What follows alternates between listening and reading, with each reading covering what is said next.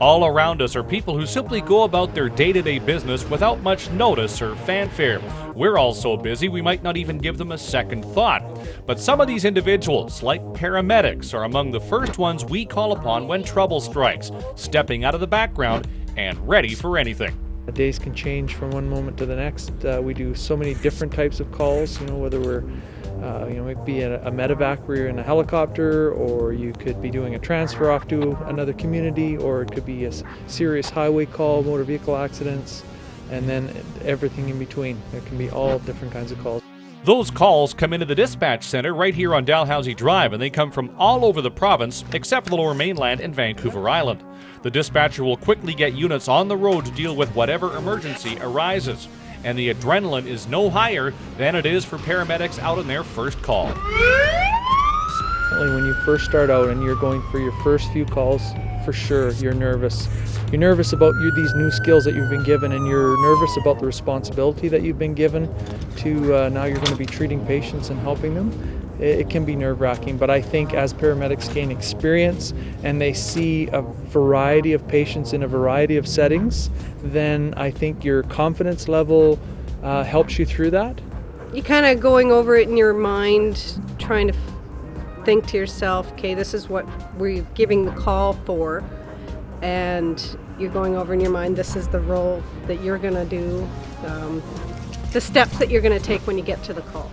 It's important for the paramedics to empathize with their patients, but they also have to keep a clear and cool head. How we deal with, what we see in the back of the ambulance. If I try to help the patient by resolving whatever that injury is, right? Rather than focus if there's bleeding or there's whatever, I'm going to try and help fix that problem. We have certain specific protocols. We have things that we do for the patient, and that becomes our focus. You can feel a little compassion for most people. Again, you got to kind of step back and kind of withdraw yourself from that situation, because you can get pretty attached to some of your patients. We want to focus on a positive outcome, so I think that's where most paramedics' mindset is. But sometimes it's all they can handle when up against a patient who is so shaken up that they think they don't want to be treated. When you're in pain or when there's a high emotion going on, people don't always act completely rationally, and that may escalate into something violent. Yeah, there's the odd time where we do have patients that become quite aggressive towards us. Usually then we just kind of step back and reassess the whole thing and possibly wait for the police. But no matter how intense the situation, they always want to know how the patient is doing after the initial treatment. We don't always get that feedback as to what happened to them, so that curiosity is definitely there.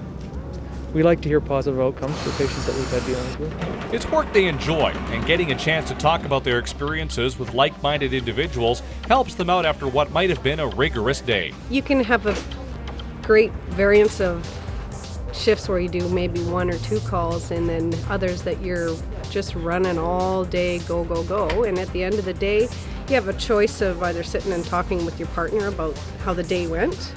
I'm also married to a paramedic as well, so I can go home and actually kind of debrief about the whole day.